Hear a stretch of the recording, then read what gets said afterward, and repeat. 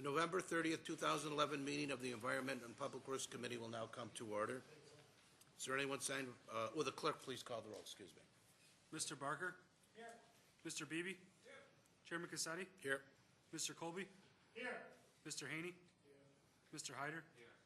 Mr. Holland? Is there anyone signed up for the public forum? There is not. Is there anyone present who's not signed up for the public forum who'd like to speak to the committee at this time?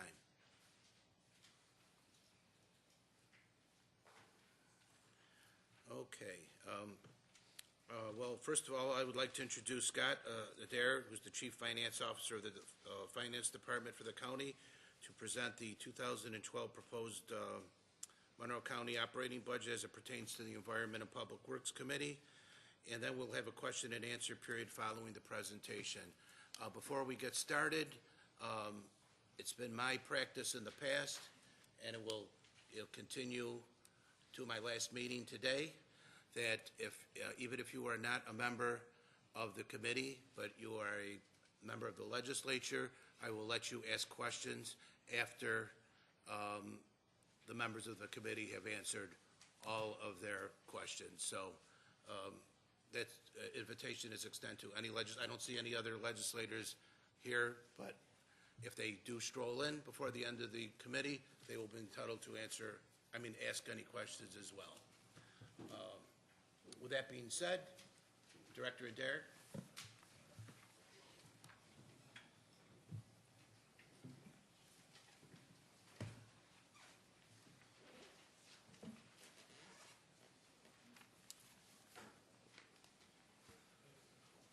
Good evening, and thank you, Chairman Cassetti, for the opportunity to present the County Executive's 2012 proposed budget to the Environmental and Public Works Committee this evening.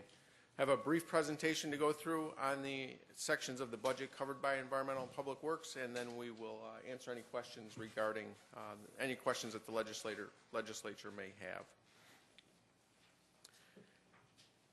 As everyone is aware, the 2012 county budget is proposed to, excuse me, I'm going to get my train of thoughts here. The county budget's proposed to keep the tax rate flat at $8.99. The county budget, as proposed right now, provides compliance with the Taxpayer Protection Act passed by this body in 2007.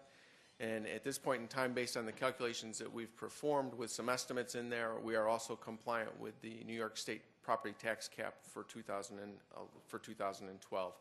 The operating budget's broken up into 4 sections: mandated, non-mandated, debt service, non-mandated, user fee supported. All of those areas will be covered in tonight's presentation as expenses for this committee come out of all of those areas. As you're aware, this committee has oversight over the Department of Environmental Services and the Aviation Department. And in the budget, where that money comes from is the transportation section, which covers DOT, which will be in our next committee meeting, as well as the airport. Environmental covers environmental services, along with the other section of the budget, which covers the facilities portion of environmental services. Where the money comes from to pay for these services, each of these services, with the exception of the airport, requires some property tax revenue to support it. There's also federal aid. The largest portion of fund balance comes from this particular area or this particular committee. Other revenues, as well as environmental and aviation revenues, are also included in the operating budget to support these services. Getting into the departments covered by this particular committee, the Aviation Department, as you can see here, the appropriations are down approximately $800,000. There's one significant driving force behind this decrease, and that's a reduction in debt service for the 2012 budget. In the 4 divisions for environmental services, first we'll talk about Pure Waters. The total appropriations in Pure Waters are up approximately $5 million. $4 million. That $4 million comes from 4 different sources. There's a $1 million increase in benefits, both in the retirement area. There's $1 million worth of equipment being purchased. One item in particular is approximately 3/4 of that, and it's a generator for one of the Pure Waters districts, Irondequoit Bay, I believe it is. There's $1 million in treatment and maintenance supplies for the Pure Water system in total increasing. And the last item is $1 million increase in the cash capital being provided to the Pure Waters districts. The second division inside of environmental services is engineering and facilities management. Again, here we see an increase of approximately $1.3 million. And again, similar to the airport, this increase is almost entirely debt service. There are some other items that kind of ebb and flow throughout the department, but the predominant majority of the increase in the appropriations here is debt service. The next area in the environmental services department that we'll speak to is solid waste. Solid waste has a decrease in appropriations of approximately $500,000. In the 2012 budget, what's happened here is because of the rate that is being received for electricity sales that's been reduced, that also reduces the amount of revenue that we'll receive from the contract, the operations and maintenance contract that we have with Waste Management regarding the landfill. So that reduces the overall appropriations by $500,000 and the revenue as well by $500,000. Again, no net county support in the solid waste fund. The last area in the Department of Environmental Services is fleet. As everyone's aware of, fleet provides all the maintenance services and fueling services for the county fleet.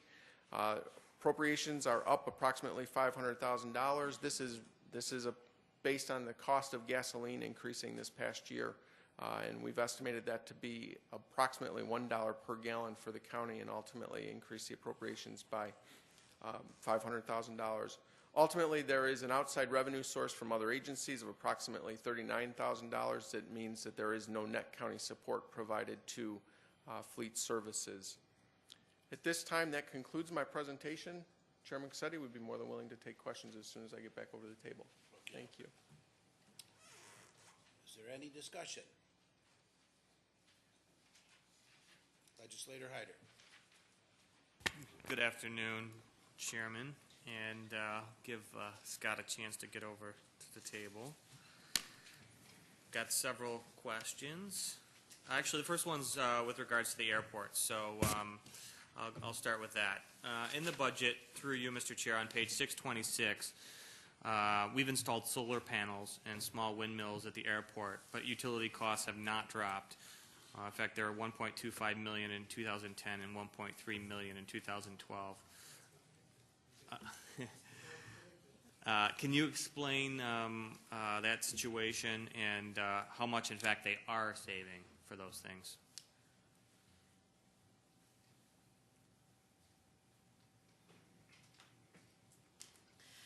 Through the chair, Susan Walsh, the director of the airport. First of all, we have not yet installed any windmills at the airport. There have been solar panels installed, and they just became operational several months ago, so we're still trying to assess the impact on the energy usage.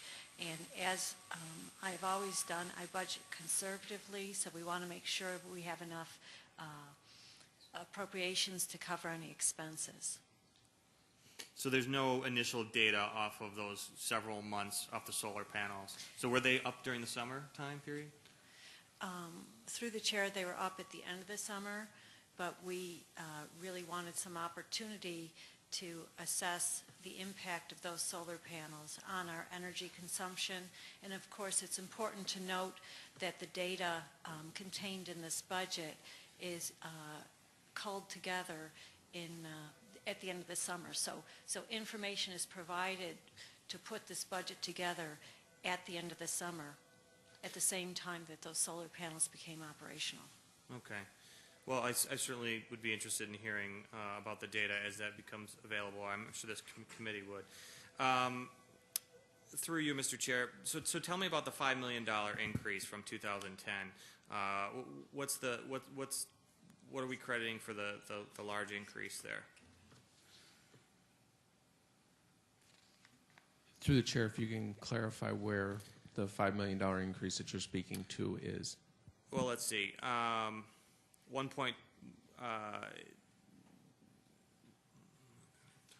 So our utility costs were $1.25 million in 2010, and we're projecting to be at $1.3 in 2012. So I'm looking for a little more information about the anticipated costs there. Through the chair, We're still speaking to page 626, correct? Yes. Okay, sorry, that was my confusion. We would anticipate the projection that's in here for the 2011 budget to be very close to the actual at this point in time. So it's slightly up from the 2010 by approximately, I'll just use $50,000 as a number, but it could be slightly, give or take, percentage or so. Okay. Thank you. With regards to environmental services, on page 288, again, we're talking about the planning and design of Monroe Community College, the downtown campus project. Just wondering if there's any updates at this point you can share with this committee. Through the chair, there are no updates at this particular point in time. Is there a timeline that you can anticipate for further information through you, Mr. Chair? Through the chair, I think the only information that we're tentatively aware of is that the Board of Trustees is in the decision-making process as to site selection. And at that point, I guess the rest of the project we'll be able to shed more light on it at that point in time once a site is selected. Okay. On page 290, in the 2012 objectives, it says that we're going to begin acceptance of the Seneca Meadows landfill leachate to enhance pure waters revenue and provide stability to Gates, Chile, Ogden ratepayers. Can you explain what this is all about? Through you, Mr. Chairman, Mike Garland, Director of Environmental Services. Seneca Meadows contacted us about our ability and willingness to receive and treat their leachate. We have done this in the past before for the landfills. They're looking for a reliable means of disposal for that.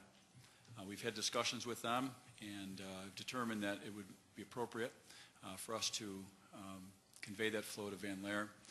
It would be conveyed through the Gates-Chile-Ogden district and therefore would provide a revenue source for the district. So how much, through you, Mr. Chair, Mr. Garland, do we anticipate net revenue from bringing in their waste? Through the chair, approximately $400,000. And how does that compare to other landfill waste that we've brought in before? Is that about the same, a lot more, less? Through you, Mr. Chair. Through the chair, we consider that a very favorable rate as compared to other conveyance that we've done in the past. Okay. The Gates-Chile-Ogden district doesn't have a treatment plant. Why will it benefit them and not the city district, which owns the treatment plant? Through you, Mr. Chair. Through the chair, it would be conveyed through the GCO district, so there's costs associated with pumping the flow there, receiving and pumping the flow. Okay, thank you. All right, through you, Mr. Chair, with regard to solid waste, at the end of 2009, solid waste had an unrestricted deficit of $1.6 million. We were told previously that in 2010 there would be activity that would correct that. However, at the end of 2010, solid waste had an unrestricted, unreserved fund balance of over $8 million. What is the issue here and why the huge jump? Through the chair, I think as we discussed in this committee last year, we've looked at the long-term, I'll call it loosely, the viability of the solid waste fund. And I think at this point in time during this committee, we had said that the solid waste fund will be experiencing some losses as they move forward. And approximately, I believe when the second, I'll call it gas plant or electricity plant comes online, is scheduled for 2013.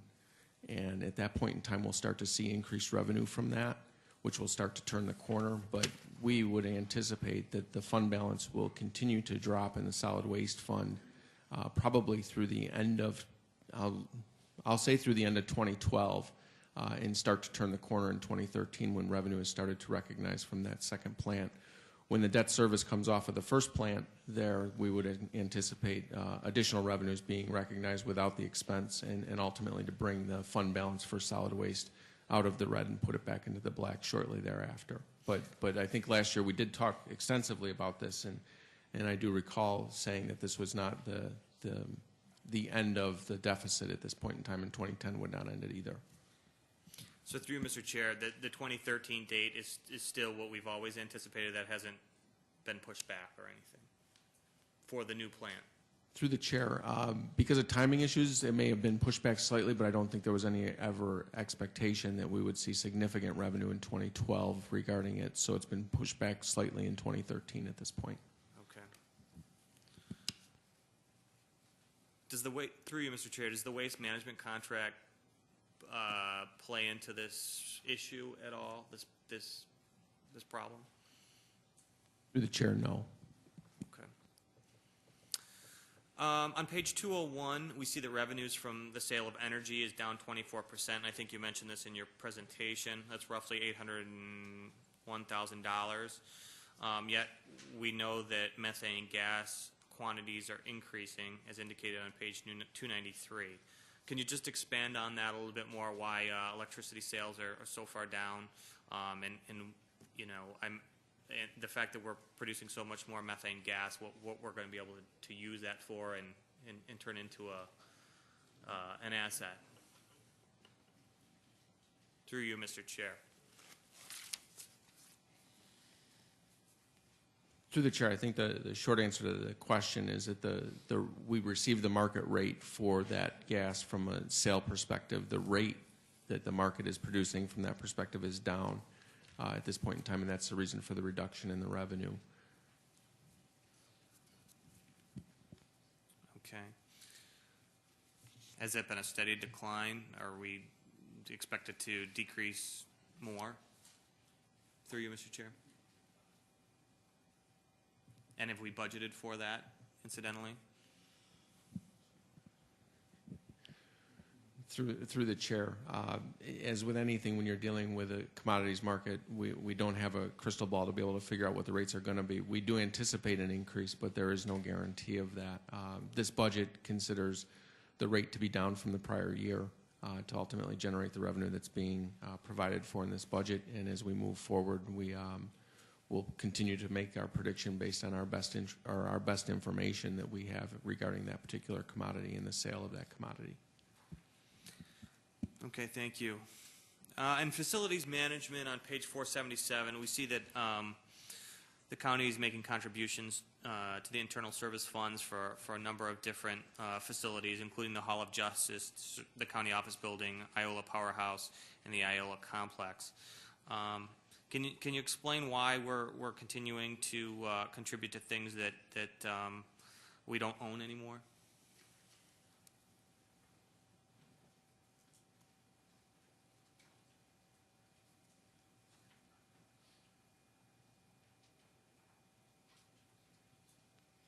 Through the chair, I'm not 100% sure where the question is coming from. You had referenced Iola Powerhouse, and that is not something that we support through a contribution in this particular area of the budget.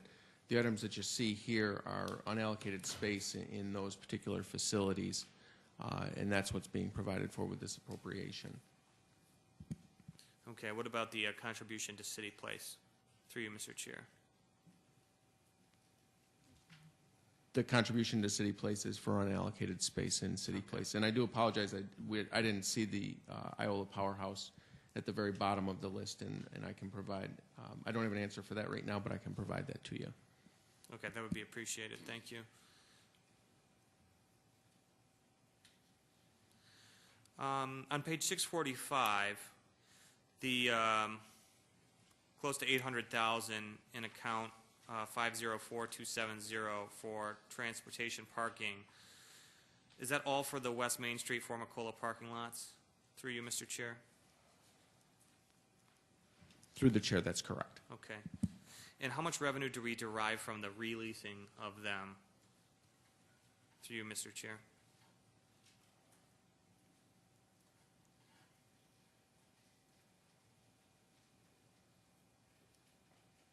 Through the chair, approximately $210,000 a year.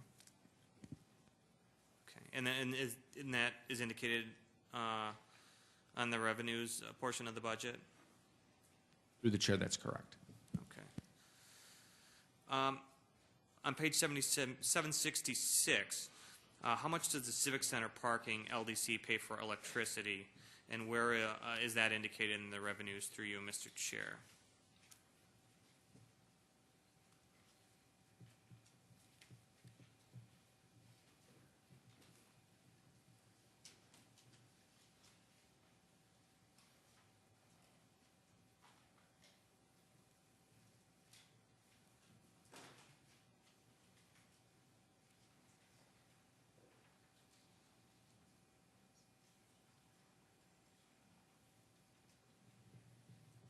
Through the chair, the exact dollar amount I can provide to you, I believe it's in the $110,000 to $120,000 range, and that is in the miscellaneous revenue area of this budget category. And so, through you, Mr. Chair, why doesn't the LDC pay for their own electricity, their own steam?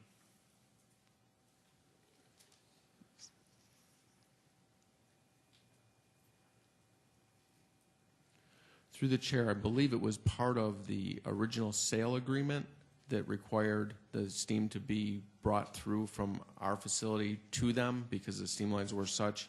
I believe it was 2 or 3 years ago that we went through the process of having that facility remetered to be able to bill the local development corporation directly, and ultimately they reimburse us for the costs for that. Thank you. On page 645, a couple of just different breakdowns, if you could provide for me. The rental of space, about $3.1 million, and the taxes and assessments of about $850,000. How much of that is for City Place, and how much is for 691 St. Paul?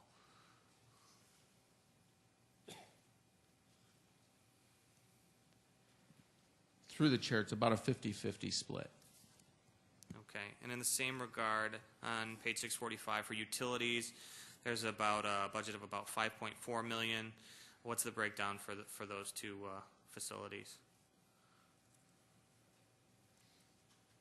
Through the chair, interestingly enough, I don't have that detail, but I can provide it. Okay, thank you. The last question that I have right now, on page 645, under commercial services, there's a $2.3 million line item. Can you explain what that's for? There's also seems to be about $1 million less than was requested. So I'm not sure if there was a cut there. Well, it appears to be a cut, but again, just looking for an explanation on that. Through the chair, that's for a number of services that are provided in the facilities, and cleaning is one of them. Security, protective services is another. Records management is some, and then there are other maintenance costs included in there. The $1 million reduction was something that the department had originally come forward with a proposal to for a management services contract for an additional $1 million, and when administration reviewed that, determined that this was not the particular time that we wanted to go forward with that particular management service. Thank you very much. Are you done with your questions? I am. Okay. Excuse me, Legislator Colby. Thank you. For you, Mr. Chairman, I'd just like to clear up a couple of the answers that were just given. When you were talking about the landfill, and you're talking about the gas sales, what you're really referring to is electric sales produced by the gas, and that is no longer getting the premium for the green power side of it because that market's dried up. That's where the reduction of the cost is from, or income is from. Is that correct? We're producing the same kilowatts. It's just being sold at a lower value because green power doesn't have the sex appeal anymore. Well, that's my editorial. Thank you for clarifying that through the chair. Because I was going to offer that correction, but I wouldn't do that to you. Yes, but the first part of your question, you are absolutely correct. And the reason why we're using more gas, there's more gas being produced, but we're not producing more electricity, is those plants are running flat out. Those generators are running flat out. Through the chairs, you can see Director Garland shaking his head, and I'll just say yes through the microphone. Because there was implying that we weren't using all the gas that we could, but we're using all the gas we could at today's equipment out there. And going back to the taking in the waste stream from the other landfill and running it through the Gates Ogden Pure Waters, and the income coming into Pure Waters. That's because we're pumping it through there, but they also, Pure Waters also gets charged back by the Rochester district for the treatment of that. So it's not like Rochester Pure Water's not getting reimbursed for their side of the coin too. Is that correct? Through the chair, that is correct. And at GCO, we have the facilities to be able to receive that waste stream. It's been done there before, and it's relatively close to They're the unloading interstate. trucks there, I take it. Yep, then. through the chair, that is correct. And that's a shorter distance for them to get there. Is that being unloaded over by the backside of the airport?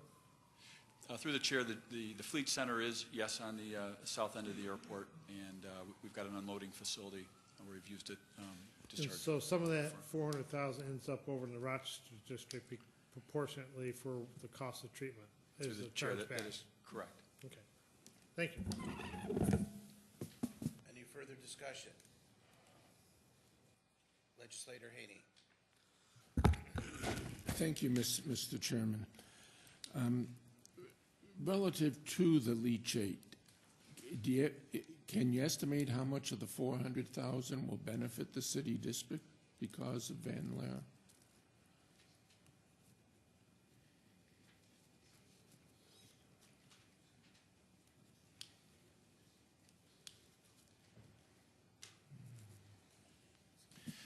Through the chair, the percentage breakdown is roughly 86% for GCO district and approximately 14 for Rochester Pure Waters district.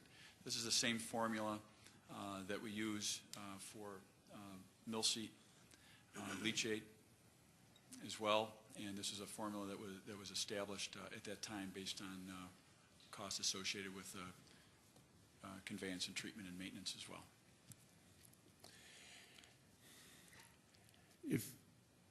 If the ultimate task of treating this stuff will fall to the city district via the Van Laer plant, why isn't the leachate just simply delivered to the Van Laer plant? Through the chair, we wanted to maintain really a reliable and safe means by which we could convey that waste stream into the system. There's roughly 6 tanker loads per day that would be discharging waste into the system, and we felt that either mill seat or the fleet center would be the most appropriate location to discharge that waste stream as it's been done before. We concluded that the fleet was better served to do that. We have personnel there that have monitored this process in the past, and again, we've got the facilities to be able to discharge that waste stream into the GCO pump station. Through you, Mr. Chairman, I assume since it's leachate that it requires more than ordinary treatment?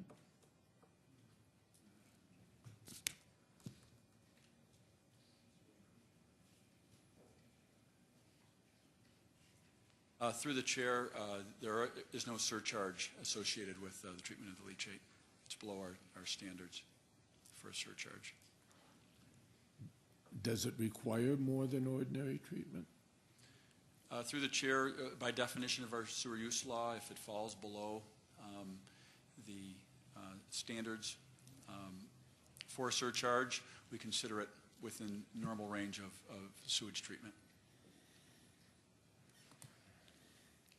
It strikes me as a little odd that if the real task related to this leachate is the treatment, that the treatment facility only in effect will get 14% of the revenue. I mean, that just doesn't seem fair to me. But moving on. Through you, Mr. Chairman, in the solid waste area, these losses that we're generating and that we expect to continue to 2013,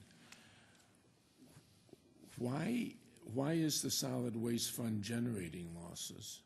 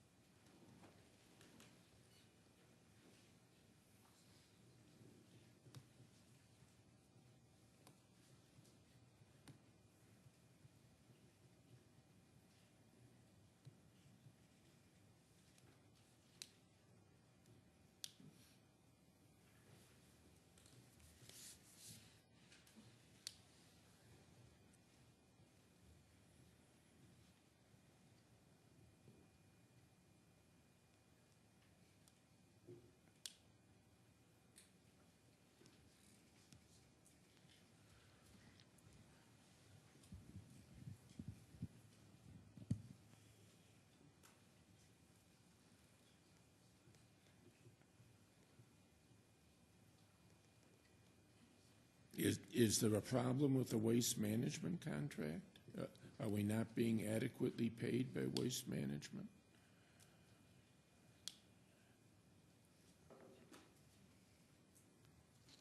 Through the chair, the primary issue is not dealing with the waste management contract as much as it is the debt service that's still applicable to the landfill at this point in time.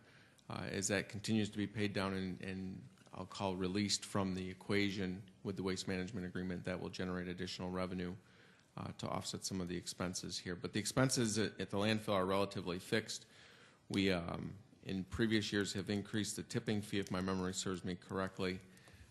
And so it is a point in time where this is sort of what was determined or planned. I'll call it a planned loss at this point in time until the other plant could get up and running. Through you, Mr. Chairman, I thought the deal with waste management called on waste management to reimburse us for the debt service on the landfill.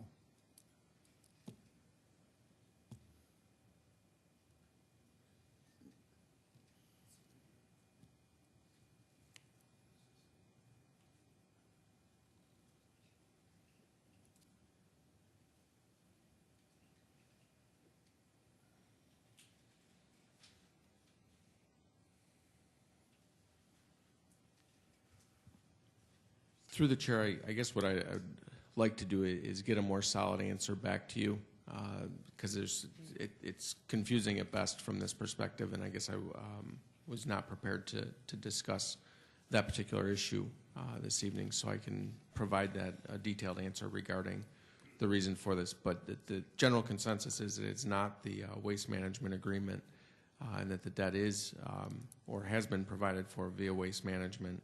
So there are other operating and charge issues that are going on here that are creating the loss as we move forward. And ultimately, I think that was the reason back when they brought the original power plant on, was to make the solid waste fund sustainable into the foreseeable future, and subsequently with the second plant will even drive additional revenue into the solid waste fund. But I'd like to really be able to formulate an answer and get back to you on that one. Right.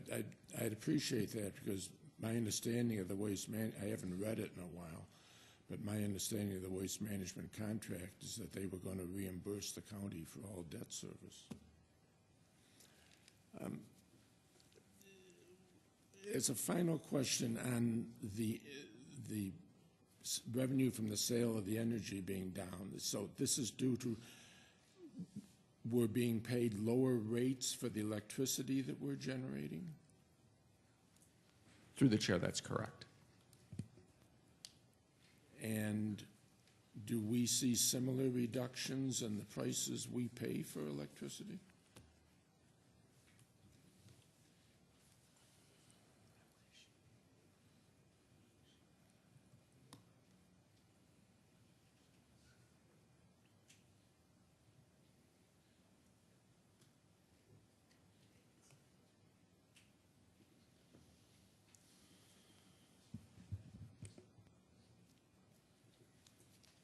Through the chair, what we've effectively done here is attempted to budget as conservatively as possible regarding the revenue side of this transaction.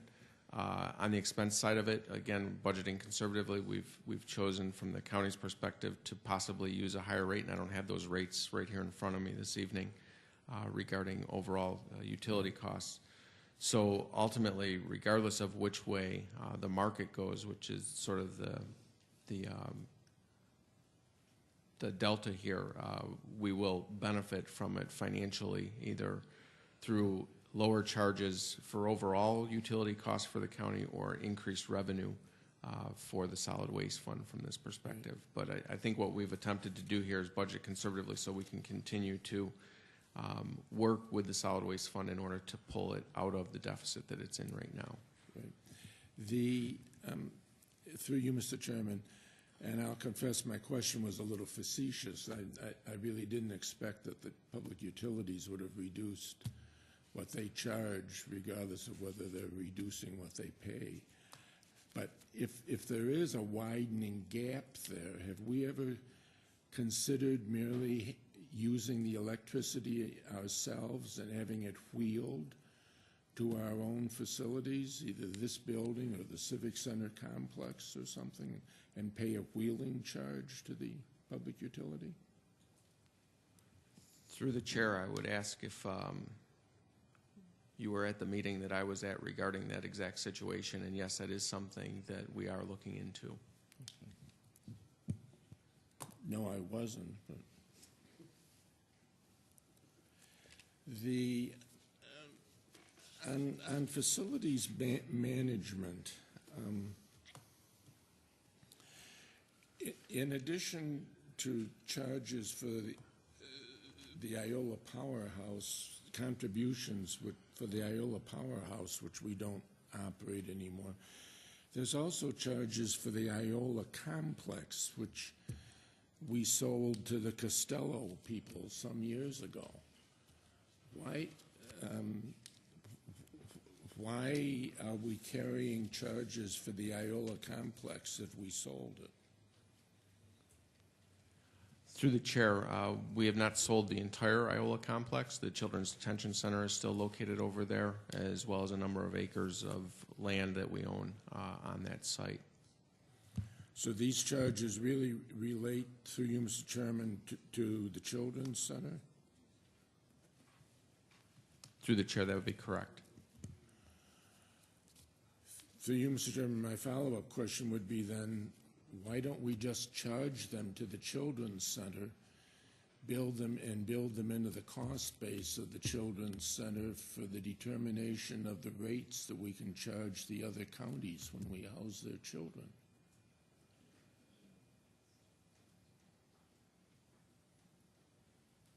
Through the chair, I need to look into that in a little more detail, but I believe that that is something that has been considered and determined not to be applicable to the services that we render to those children in that center, but I can get back to you on that. Okay.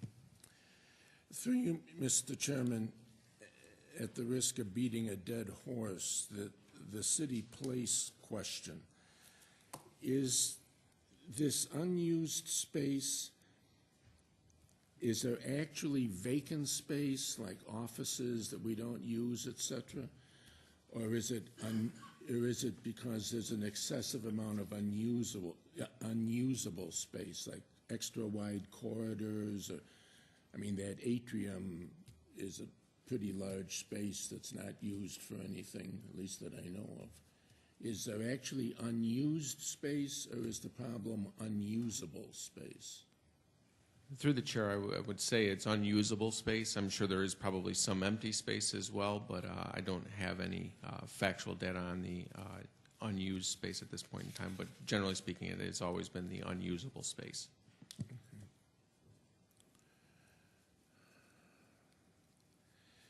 In the Civic Center parking garage,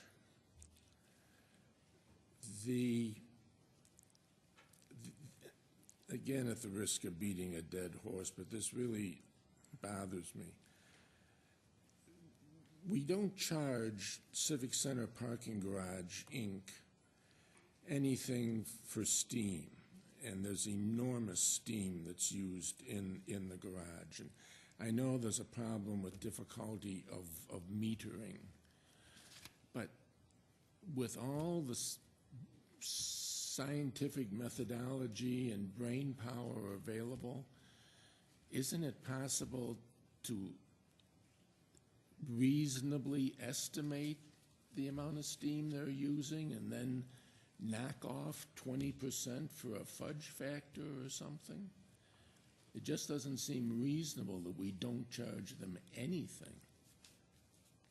Through the chair, if memory serves me correctly, and I need to look back at the contract, we're not allowed to charge them for the steam, is what I recall. But I will get that answer specifically to you. Okay, I'd appreciate that. Thank you.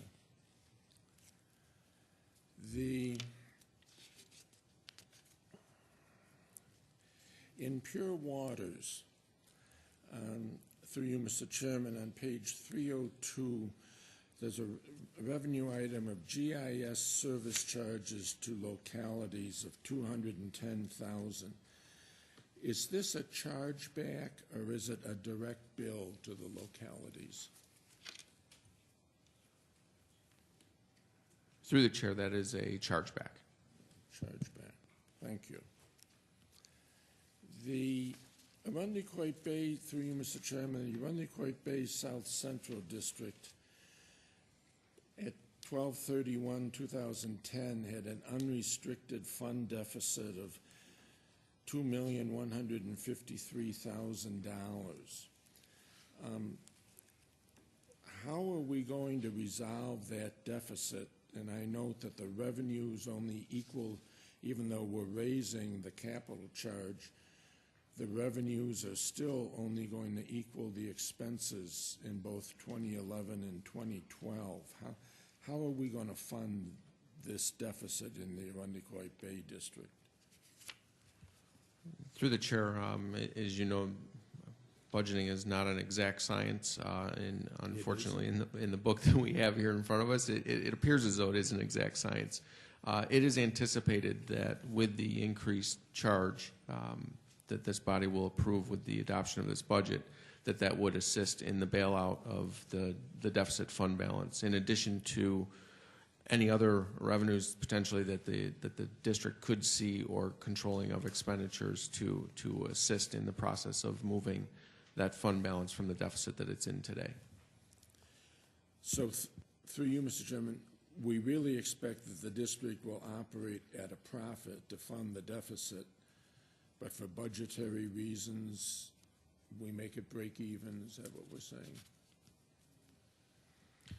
Through the chair, I would use a different term and say that from a conservative budgeting standpoint, we break it even in anticipation that hopefully we can continue to control the expenses on the district side in order for there to be a slight profit in order to eliminate the deficit.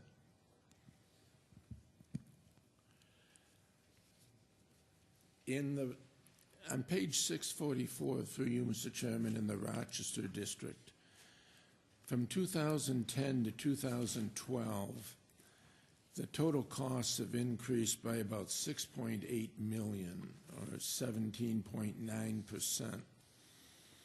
But the charges to the other districts, which send their affluent to Van Laer, are only up $112,000, which is a tiny fraction of the increased costs in the city district. Why aren't the charges to the other districts that use Van Laer keeping pace with the increased costs?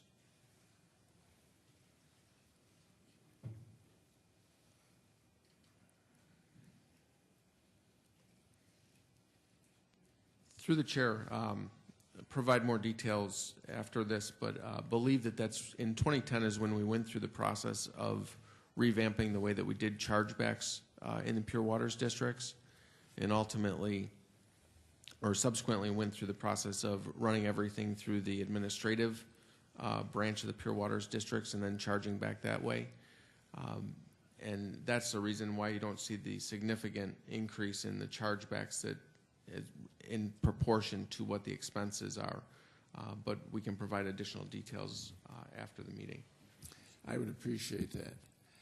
On page 761, in the Gates-Chili-Ogden district, the interest income next year is going to be $150,000, is estimated at $150,000. And its cash balance at the end of 2010 was only $549,000. Meanwhile, in the Rochester district, the interest income on page 765 is budgeted at only $130,000, while it had $18 million worth of cash at the end of 2010. How can Gates-Chili-Ogden be making more interest than the city district when its cash balances are a small fraction of the city district? Through the chair, I'll have to provide an answer to that. I don't have one here this evening. Okay, I would appreciate that. And my final question, just so that you aren't disappointed, my final question through you, Mr. Chairman, again, has to do with the fund balance in the city district. And I realize that we're using, and we have for 2 or 3 years, used portions of the fund balance to offset costs. Nonetheless, even though we've appropriated fund balance now, I think this will be the 4th year, 3rd or 4th year, the unrestricted fund balance in the city district continues to grow, and the cash balances in the city district have increased dramatically, from $9 million at the end of 2005 to $18 million at the end of 2010. Given the continued increase, despite the appropriations we've made, given the continued increase in the fund balance, and especially the continued increase in the cash balances in the city district, why won't we consider a reduction in the rates in the city district?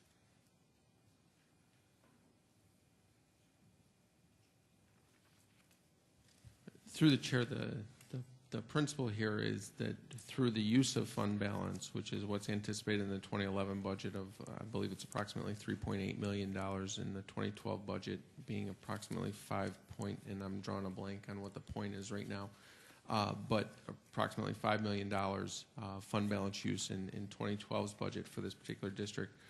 We use fund balance in order to balance the budget for this particular district, and in addition to that, to provide a stable rate base as we move forward into the future regarding this and hopefully the other districts with the additional charge.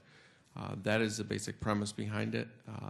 There is, from our perspective, the fund balance is, with the use of it as scheduled in 2011 and 2012, is in a situation where it is, I'll call it low from a perspective of the overall operations. At the end of 2012, we would anticipate there being approximately $6 million left in fund balance.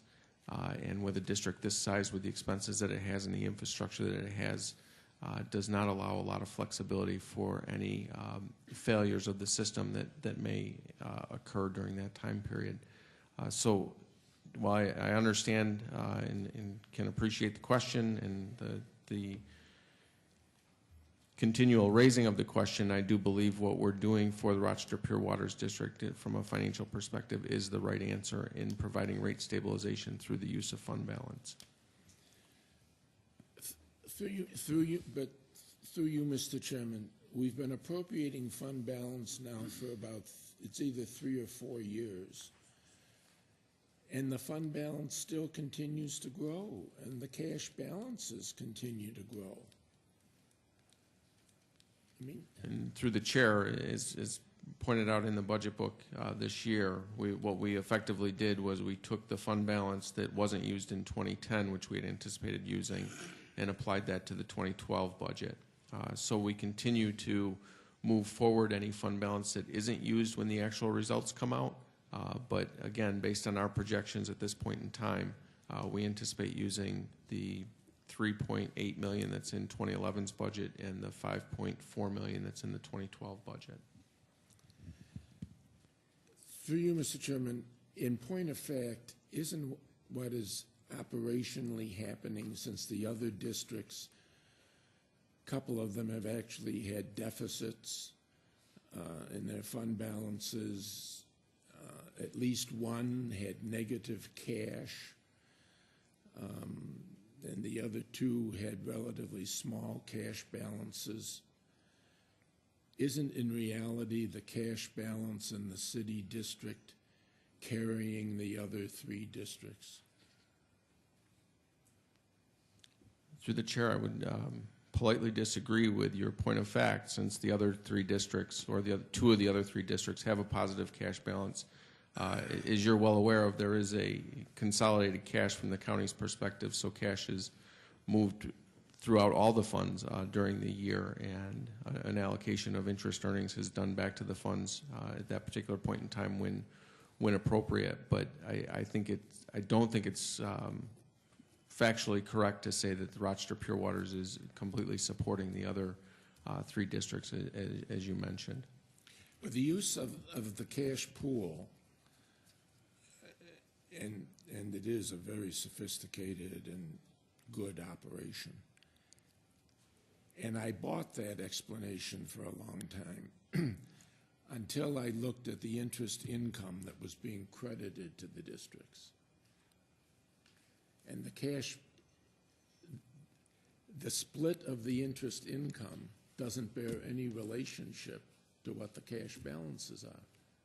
There's no way the Gates-Chili-Ogden Sewer District could be earning more interest income than the city district.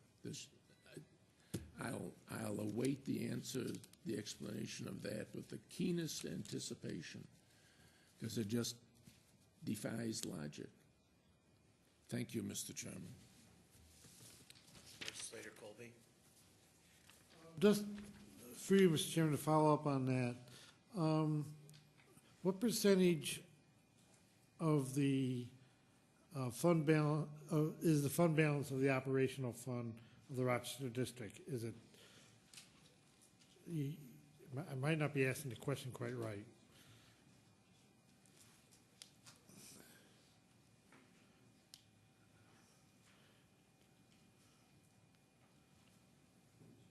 Through the chair, effectively, with the use of fund balances proposed in this budget, the fund balance remaining will be approximately 14% of the overall expenses of that particular district. And the Rochester District has the most equipment outlay than any other districts because of the treatment plant. And if you take that 14% and spread it over the equipment that could break down in that district, there's not a lot of room for error for a breakdown in the middle of the year. Is that an accurate statement? Through the chair, yes. And that's why that district typically has to carry a little higher fund balance, would be to make sure we have enough reserves, because we have so many pieces of equipment in that district compared to the other districts. Through the chair, that is our philosophy, yes. And also, the Rochester District has a lot more lines that it has to maintain compared to the other districts, because the Rochester District has all the interceptor lines in the city, which is different than the towns. Is that correct, too? Yeah, no, I'm going to. Through the chair, I'm getting a much more detailed answer in my ear, but I would agree with your statement that it does include a plunderance of infrastructure associated with the system. And also, some of those lines in the Rochester School District go all the way back to where I think when I toured it, if I remember right, some of those lines are actually possibly still wood. And one of these days we're going to have to do some major rebuilds of the collection system in the city versus what we would have to out in the remaining districts. So that's another reason to make sure we had an adequate fund balance. Is that another accurate statement? Through the chair, that is correct. Thank you. Legislator Haney. Just for the record, Mr. Chairman, I'd like to answer Legislator Colby's question. At the end of 2010, the city district had $15.6 million of unrestricted fund balance and $17.9 million of unrestricted cash. And I guess that would be comparable to the Northwest Quadrant District, which also operates a treatment plant, which had an unrestricted fund balance of $3.5 million and cash of $4.7 million. If there was a major failure, I assume we'd borrow money for the repairs. That's what we do with everything else.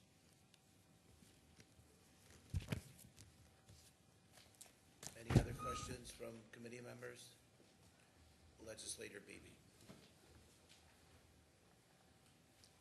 Thank you, Mr. Chairman. I only have one question here. On page 299, Public Works Sector, Environmental Services, Pure Waters, the line item interdepartmental charges, it's gone up nearly $1 million. Could I get a description of exactly what those charges are? Through you, Mr. Chairman, to the administration.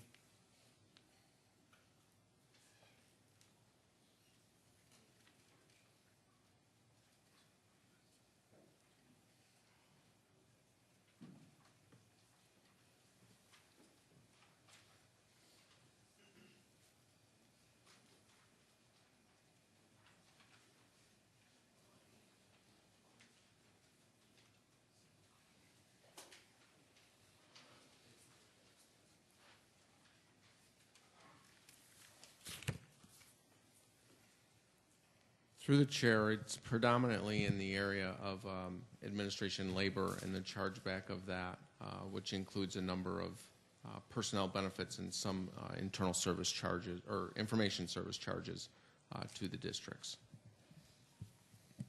Thank you. And through the chair to the administration, therefore, those factors are the driving force. And what, based on previous increases, why is this one almost $1 million more this year?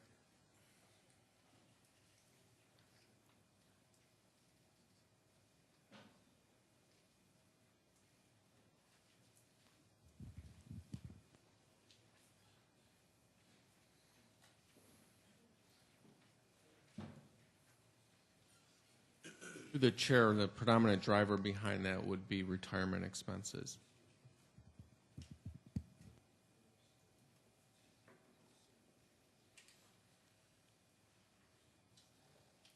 I have no further questions. Any other questions from committee members? Okay, that being said, as I've traditionally done in past years, I will now allow any non-committee legislators to ask any questions that they may have pertaining to the Environment and Public Works portion of the budget.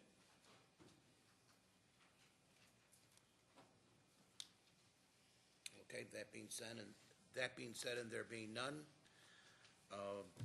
the next item on the agenda is the approval of minutes. You have the September 28, 2011 minutes of the Environment and Public Works Committee before you. They will stand approved unless the clerk is notified of any changes by the end of the day. The next item on the agenda is new business. Mr. Clerk? Refer 11-267. Moved by legislator Colby, seconded by legislator Howland. Any discussion? Being none, all those in favor signify by saying aye. Aye. All opposed? The ayes have it. Motion carried. Next item, Mr. Clerk. Refer 11-281, authorize a contract. Moved by legislator Colby, seconded by legislator Howland. Any discussion?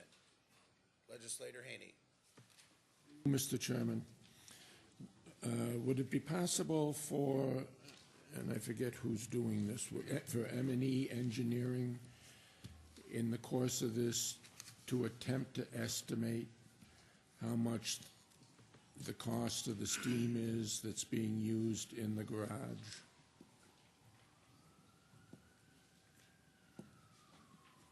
Just for our edification.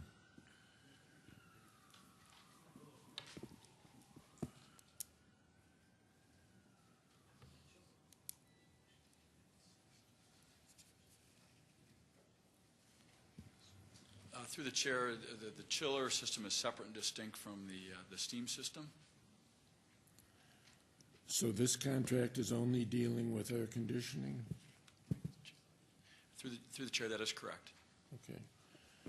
And I assume there's no air conditioning used in the garage? That is correct. Thank you. Is there any further discussion? Being none, all those in favor signify by saying aye. Aye. All opposed? The ayes have it, motion carried. Next item, Mr. Clerk. Refer 11-282, authorize. Moved by legislator Colby, seconded by legislator Barker. Any discussion? Legislator Haney. Through you, Mr. Chairman, what are these 65,000 assets that we're talking about? Through the chair, Justin Roy, Environmental Services. The 65,000 assets refer to all various types of items throughout the treatment system, as well as county facilities, from pump stations, individual ballasts in rooms for lighting systems, chillers, basically every physical asset that has to be maintained through our DES maintenance crew. And through you, Mr. Chairman, what do we expect to accomplish by this?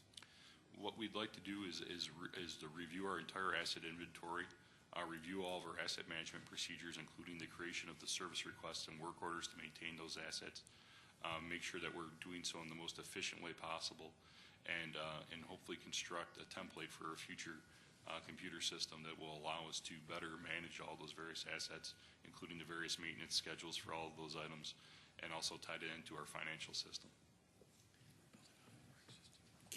Through you, Mr. Chairman, can you give me an example of how we would hope that this is going to result in saving money?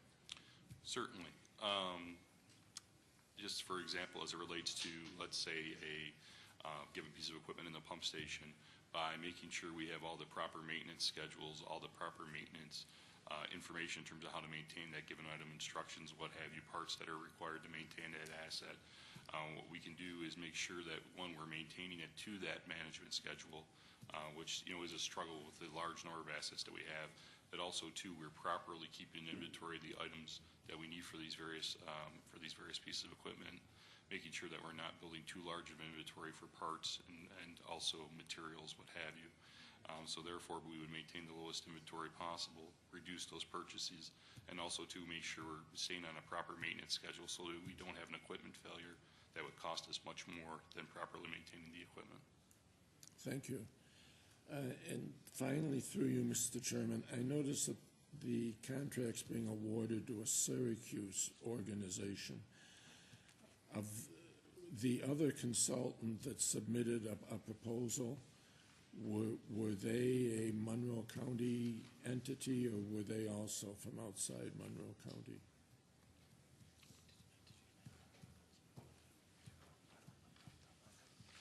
Through the chair, I don't have that information off the top of my head, but we can gladly provide a response. Okay. And Thank just you. for clarification, Barton LaJudas does have a local office as well. They do have a local office? Let's see.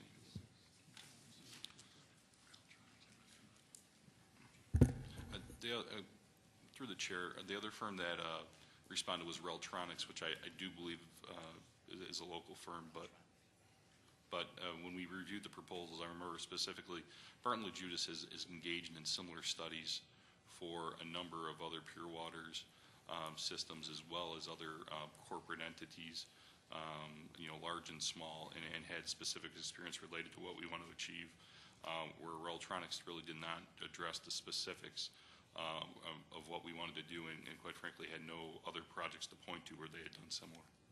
Thank you. Are you done, legislator? Okay. Any further discussion? Being none, all those in favor signify by saying aye. All those opposed? The ayes have it, motion carried. Next item, Mr. Clerk. Refer 11-286, authorization to enter into. Moved by legislator Barker, seconded by legislator Colby. Any discussion? Being none, all those in favor signify by saying aye. All opposed? The ayes have it, motion carried. Next item, Mr. Clerk. Refer 11-294, authorizing. Moved by legislator Colby, seconded by legislator Howland. Any discussion? Legislator Haney. Mr. Chairman, through the chair, are we paying, does this contemplate that we will pay the village of Leroy any money? Through the chair, this is for Bergen entities. The village, Excuse me, Town of Bergen, Village of Bergen. okay, wrong town, wrong village. Does it contemplate paying the village of Bergen any money? Through the town, or excuse me, through the chair, not directly, no. Not directly, what does that mean? Through the chair, the town may wish to share okay. any of the enhancements that are here. Okay. And through you, Mr. Chairman, is the landfill actually located in the Bergen Fire District? Through the chair, yes, it is. Oh, it is, okay.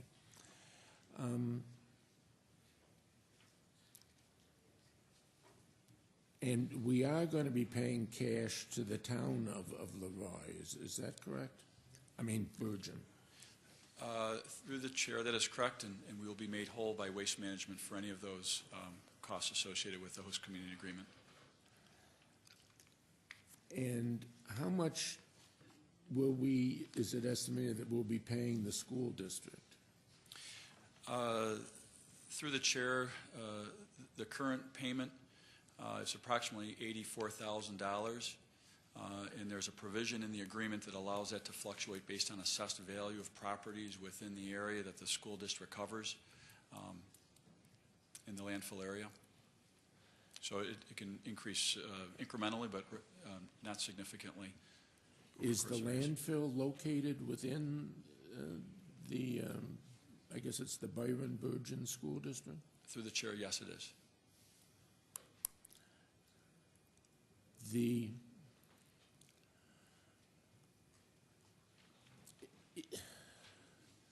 Is it really necessary, through you, Mr. Chairman, is it really necessary, the fire district, I understand, they're assuming a clear and direct obligation related to the landfill.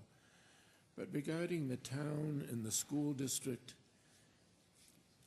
is there really any reason other than that we're buying their cooperation, that we're making these payments to them?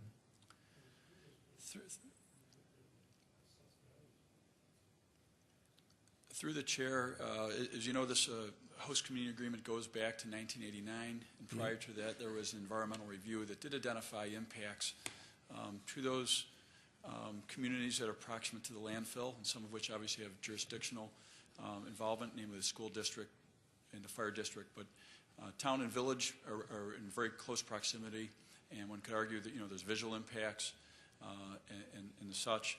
Again, that goes back to the original environmental review document. At the time, the host community agreement was developed and identified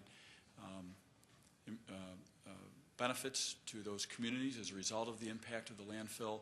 This is really a continuation of those benefits with some small enhancements, some of which would inure if a proposed landfill expansion were to be permitted. But nonetheless, the county is made whole on any of these enhancements by Waste Management. Thank you. Is there any further discussion? Being none, all those in favor signify by saying aye. Aye. All opposed? The ayes have it. Motion carried. Are there any other matters to come before the committee? Legislator Barker. Chairman, I'd like to thank you for your service as the leader of this committee and all the other committees that you've chaired or led, being your last meeting barring any type of emergency. So thank you for your service to this committee as well as this legislature and this community. Thank you, Mark. Thank you, Mike. Very well said.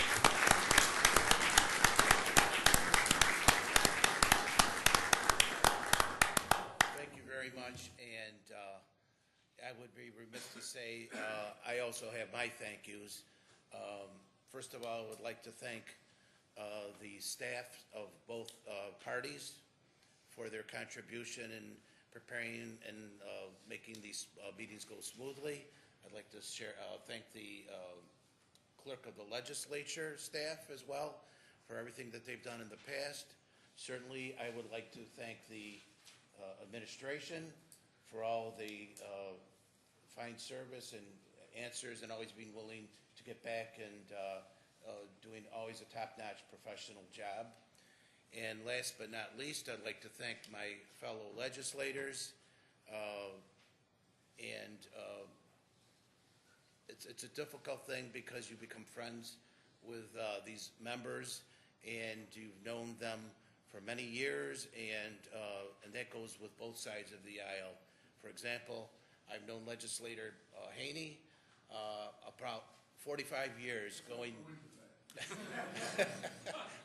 since I was probably a teenager, and Paul was probably a little bit, ever so slightly older, but not much more than a teenager himself, helping out in my father's campaigns, and he's been a friend ever since, and will always be a friend of mine. Legislator Hyder, you're going to be leaving us as well as Legislator Beebe, and I want to thank both of you for both of your fine professional service in the past, and I know you still have great contributions, both of you, to make in the future. Legislator Hyder, I know you're focusing more on the private sector with the Diabetes Association, and you've always asked very thoughtful questions and always been top-notch in your concern for the citizens of Monroe County, and I commend you. That being said, the same thing goes for you, Legislator Beebe. I know you've also served not only as a legislator for the County of Monroe, but in also other public servant capacities with other communities, and I commend you for your service, and I know you still have a lot to offer our community in the future as well. As far as my Republican colleagues, I thank you for all your help in the past, for being my friend. Legislator Barker, the name is synonymous with the town of Perrington and the village of Fairport, being involved for 20-plus years. Legislator Howland, same goes for you, between your contributions to the town of Henrietta on the board as well as the city of Rochester. That goes without saying, and Legislator Colby is actually, people don't realize it because he's kind of a down-to-earth guy, but he's actually a very intellectual guy and a brilliant legislator, and his name is synonymous with the town of Ogden, and everybody knows that for sure. And any of my other colleagues also as well, I commend you for all the support and help that you've given me in the past, and I wish everybody luck in the future. Always keep Monroe County at the forefront, the citizens, and as far as I'm concerned, there was never a stupid question ever asked in my committee. I think that both sides of the aisle, it's a healthy thing to have debate and controversy at times, because that's what makes us a democracy. Without that, you cannot have a democracy. So it's very important that all opinions are shared, whether you agree or disagree with them, and they're all equally as valuable. With that being said, good luck to you all and Godspeed. There being no further business, the November 30th, 2011 meeting of the Environment and Public Works Committee stands adjourned. The next meeting will be announced at a later date. Thank you.